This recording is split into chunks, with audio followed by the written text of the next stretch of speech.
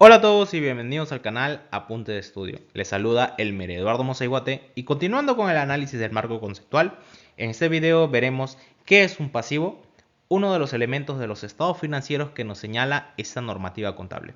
Así que comenzamos.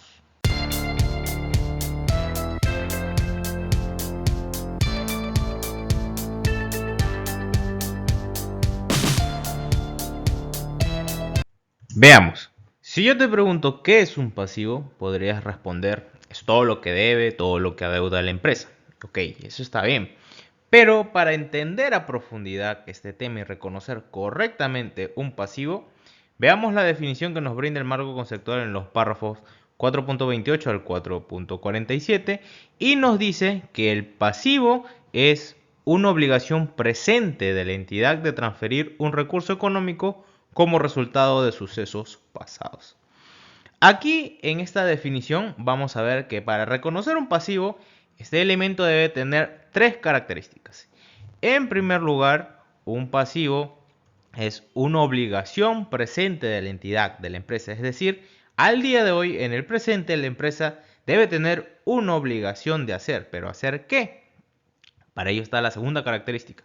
La empresa tiene la obligación de transferir un recurso económico. Este término ya lo vimos en el anterior video de los activos. Y por último, esta obligación nace como resultado de sucesos, de hechos pasados. Para entenderlo mejor, veamos un ejemplo. La empresa está buscando algunos productos en el extranjero y se ha contactado con unos proveedores para realizar la importación de estos productos. Se estima que se firme el contrato la próxima semana. Al día de hoy, ¿podemos reconocer algún pasivo? Pues no. ¿Y por qué no? Porque a pesar de que han habido sucesos, hechos pasados que han sido los contactos con los proveedores, no tenemos al día de hoy alguna obligación con ellos. ¿Por qué? Porque aún no hemos firmado ningún contrato, porque el contrato se estima que se firme la próxima semana. Caso distinto tenemos en el siguiente ejemplo, pues también la empresa ha estado buscando algunos productos en el extranjero, se han contactado con los proveedores y se ha firmado el contrato a un valor CIF de $7,000 y se ha comprometido a pagarle al proveedor dentro de un mes. Se espera que la mercadería llegue la próxima semana. Al día de hoy podemos reconocer algún pasivo, en este caso sí. ¿Por qué? Porque al día de hoy tenemos una obligación presente. La obligación nació con la firma del contrato, a pesar de que nosotros dentro del contrato nos hemos comprometido a pagarle al proveedor dentro de un mes y que las mercaderías lleguen la próxima semana, pero a día de hoy ya estamos obligados a hacer ese pago dentro del mes. En ese caso de transferir el recurso económico dentro de un mes, y eso ha nacido de ese suceso pasado, la firma del contrato. Veamos la primera característica, las obligaciones. Tenemos que una obligación es un deber o responsabilidad que una entidad no tiene capacidad práctica de evitar. O sea, no puede evitarse, zafarse, salirse de esa obligación, de ese deber, de esa responsabilidad. Y tengamos presente que una obligación siempre es debida a un tercero, ya sea a una persona, a una entidad, a un grupo de personas o entidades o una colectividad social. Y lo que nos indica acá el marco conceptual es que no es necesario conocer la identidad de ese tercero a quien se le debe la obligación y que una obligación puede derivar ya sea de un contrato, de la ley o también una obligación puede estar implícita. Es decir, no necesariamente debe estar bien expresa, sino que también se puede suponer porque ya está tácitamente dentro de ello. Pero centrémonos aquí en las obligaciones. ¿Cuáles pueden ser ejemplos de obligaciones? Por ejemplo, tenemos las obligaciones de pagar efectivo. Por ejemplo, acá tenemos una empresa pesquera tiene una deuda con un banco por la compra de un barco. El plazo de pago es de 10 años con una tasa de interés del 5% anual. En este caso tenemos una obligación. Pues veamos.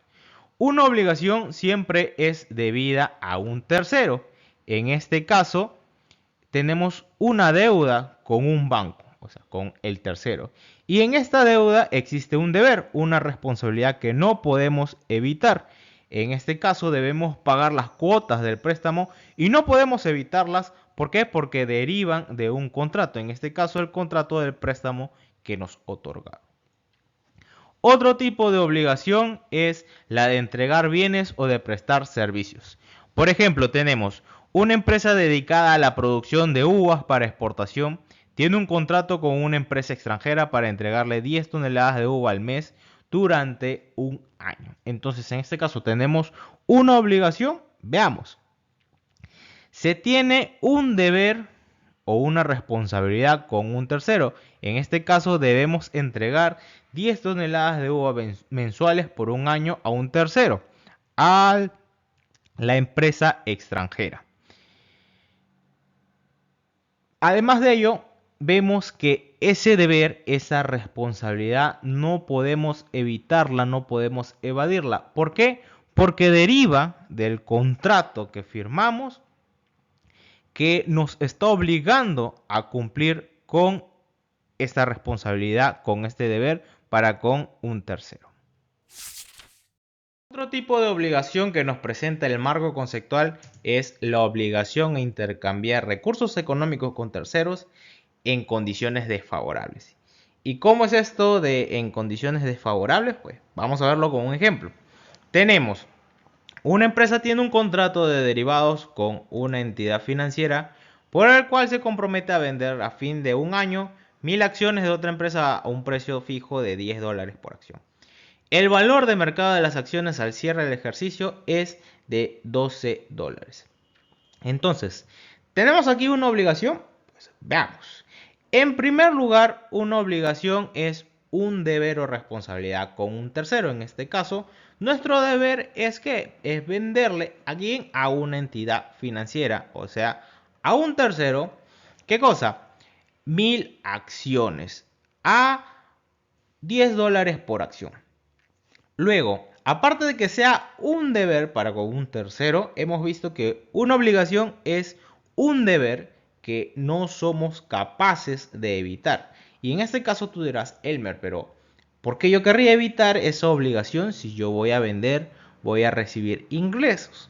Claro, hasta ahí es correcto, pero como vemos, esta operación va a ser en condiciones desfavorables, a las cuales no podríamos negarnos. ¿Por qué? Porque nosotros nos hemos obligado con el tercero a venderle a $10 por acción cuando el valor del mercado al cierre del ejercicio es de $12. Entonces estaríamos perdiendo, estaríamos en condiciones desfavorables a las cuales no podríamos negarnos, no podríamos evitar esta situación. ¿Y por qué? Porque la obligación deriva de un contrato. ¿Cuál ha sido ese contrato? El contrato de derivados que firmamos.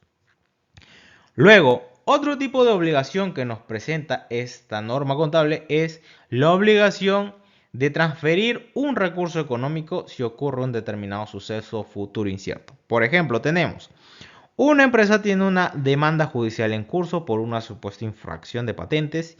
Si el juez falla a favor del demandante, la empresa deberá pagarle 100.000 soles. En esos casos existe una incertidumbre sobre si tendremos o no una obligación. Para este ejemplo, vemos que si el juez falla a favor del demandante, o sea, si ocurre ese determinado hecho o suceso, nosotros obtendríamos una obligación, un deber. ¿Cuál va a ser ella? Pues de pagarle al demandante. Y sería una obligación que no vamos a poder evitar. ¿Por qué? Porque derivaría de un mandato judicial. Finalmente, veamos que otra obligación sería la de emitir un instrumento financiero que va a obligar a la entidad a transferir un recurso económico. Tenemos como ejemplo, una empresa emite 100.000 acciones preferentes con un valor nominal de $10 cada una, que otorgan a sus titulares el derecho a recibir un dividendo fijo del 4% anual y el reembolso del capital al cabo de 5 años. En este ejemplo, lo que vemos es que al emitir las acciones nosotros nos vamos a obligar con sus titulares, pues van a tener el derecho a recibir un dividendo del 4% anual y el reembolso del capital invertido después de 5 años. Es decir, va a ser una obligación la cual no vamos a poder evitar. ¿Por qué? Porque esa obligación va a derivar del instrumento financiero emitido. Ahora, como vimos, entre las características de una obligación, esta puede derivar ya sea de un contrato o puede derivar de una ley o incluso una obligación puede estar implícita. Pero veámoslo mejor con ejemplos. Tenemos una obligación que deriva de un contrato. Por ejemplo, una empresa firma un contrato de arrendamiento para utilizar por un plazo de 5 años un stand en un centro comercial en donde podrá exhibir y vender sus productos, por ejemplo, ropa y calzado. Existe una cláusula en la que obliga a la empresa a desmantelar y retirar todo equipo inmobiliario que haya colocado para sus fines comerciales, además de pintar y dejar el espacio en las condiciones que le fue entregado una vez terminado el plazo. Entonces vemos ahí que contractualmente la empresa asume una obligación desde el momento en que firma el contrato. Ahora, una obligación que derive de la ley. Por ejemplo, aquí en el Perú, las empresas están obligadas a pagar a sus trabajadores un sueldo completo por concepto de gratificaciones en los meses de julio y diciembre de cada año. Es decir, que legalmente la empresa asume una obligación desde el momento en que contrata al trabajador. Claro está que esa obligación se va a hacer efectiva siempre y cuando el trabajador cumpla con los requisitos para tener el derecho a recibir ese ingreso. Y una obligación que derive o que pueda estar implícita. Por ejemplo, una empresa anuncia por sus redes sociales la venta de celulares con el beneficio de otorgar garantías a sus clientes por desperfectos o fallas técnicas. Las garantías rigen una vez que se haga efectiva la venta. En este caso, puede hacer que no en el contrato de compra-venta o en los comprobantes de pago no figure el otorgamiento de la garantía, pero la empresa, al hacer público el beneficio, ya está asumiendo implícitamente dicha obligación. Hay que tener en cuenta que en algunos casos hay incertidumbre sobre si existe o no una obligación. Por ejemplo, una demanda judicial. Puede haber incertidumbre sobre si ocurrió o no el hecho, sobre si la empresa cometió el hecho o no, o sobre cómo se aplica la ley. En estos casos, por ejemplo, se pueden utilizar las provisiones. Pero hasta que esa incertidumbre sobre la existencia se resuelva, por ejemplo, mediante una sentencia judicial, existirá la incertidumbre sobre si la empresa tiene una obligación con el tercero que pretende una compensación y por consiguiente si existe o no un pasivo. Ahora, veamos la segunda característica de los pasivos, que es la transferencia de un recurso económico. Lo que nos dice el marco conceptual es que la obligación solamente debe tener el potencial de requerir que la entidad transfiera un recurso económico a un tercero. Y para que exista ese potencial, no es necesario que sea 100% probable que la empresa deba transferir el recurso económico a un tercero, tampoco que haya una alta probabilidad, incluso esa probabilidad puede ser baja.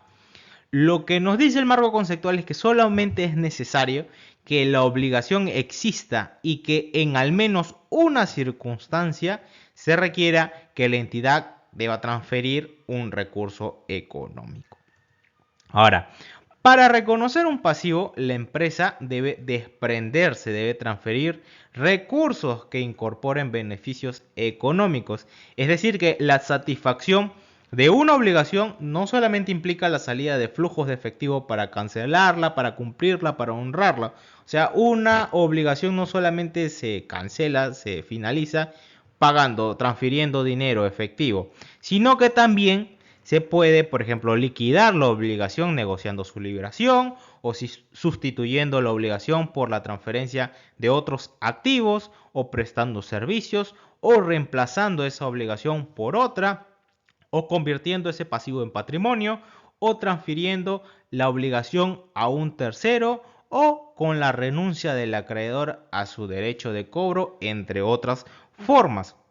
Hay que tener en cuenta que la entidad va a tener la obligación de transferir un recurso económico hasta que la obligación se haya liquidado, se haya transferido o se haya reemplazado.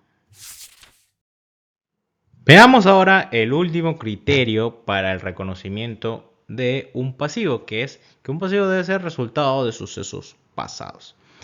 Recordemos que no podemos reconocer un elemento en los estados financieros si es que la transacción o el fenómeno aún no han ocurrido. Esto es porque una obligación presente existe solamente como resultados de sucesos pasados si la entidad ya ha obtenido beneficios económicos o realizado una acción y como consecuencia de ello la entidad tendrá o podría tener que transferir un recurso económico que no se hubiera transferido de otra manera. ¿Y qué pasa si no se cumplen todos estos criterios? Pues la entidad no tiene todavía una obligación presente de transferir un recurso económico. Por ejemplo, una entidad ha realizado un contrato con un trabajador para pagarle un salario a cambio de recibir los servicios de este empleado. Entonces ahí vemos que la entidad no tiene una obligación presente de pagar el salario al empleado hasta que haya recibido efectivamente sus servicios. Es decir, que haya obtenido beneficios económicos o que haya realizado una determinada acción. Y vemos que el marco conceptual nos señala que esos beneficios económicos obtenidos podrían incluir no solamente bienes, sino también servicios, como por ejemplo los servicios del empleado.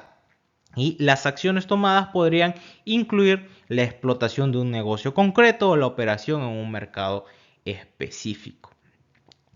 Ahora, ¿qué pasa si una ley crea una nueva obligación?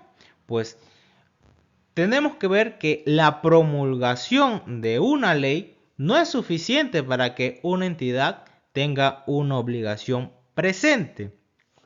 Cuando se promulga una nueva ley, surgirá una obligación para la entidad solamente si como consecuencia de la obtención de beneficios económicos o de la toma de una acción a la cual se aplica esa legislación, una entidad tendrá o podría tener que transferir un recurso económico que no se hubiera transferido en otro caso.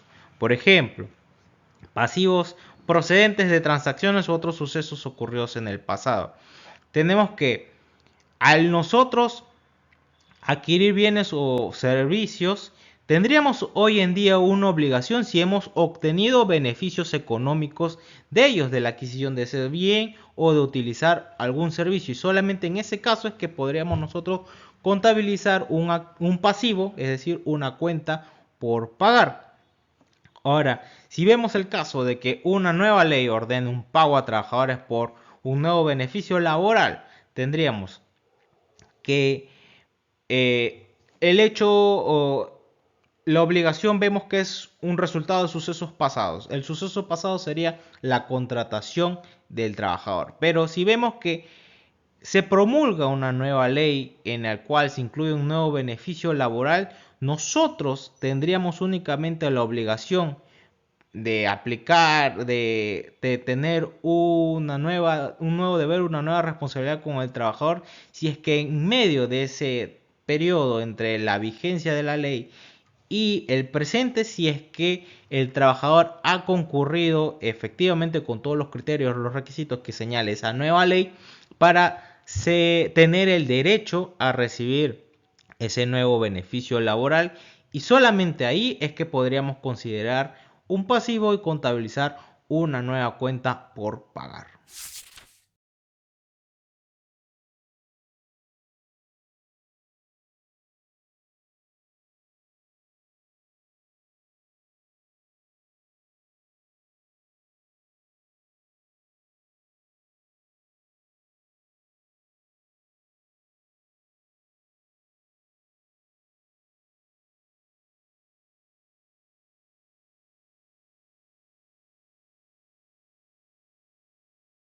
Nos vemos en la próxima.